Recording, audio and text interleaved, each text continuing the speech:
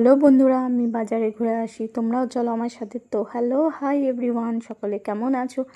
আশা করি সকলে খুব খুব ভালো আছো, আমিও খুব ভালো আছি। এই যে বাজারে গিয়ে নিয়েছিলাম আম চাটনি খাওয়ার জন্য, নিয়েছি সজনে ডাঁটা, বিনস, গাজর, ক্যাপসিকাম, বিট, তারপর হচ্ছে কাঁকরোল, চিচিঙ্গা, অনেক ধরনের সবজি নেওয়া হয়েছিল। আর তারপর কাঁচা লঙ্কা, এসব তো নেওয়া হয়েছিল। তারপর গিয়েছিলাম তোমার ফলের দোকানে, মাম্মামের জন্য কিছু ফল কেনার ছিল। তো আঙুর আর ড্রাগন ফ্রুট, চেরি, এসব নেওয়া হয়েছিল। আর শেষে নেওয়া হয়েছিল কটা আম। আম নিয়ে আবার চলে গেছিলাম আলু পেঁয়াজের দোকানে, যেহেতু আলু পেঁয়াজটা শেষ হয়ে গেছিলো।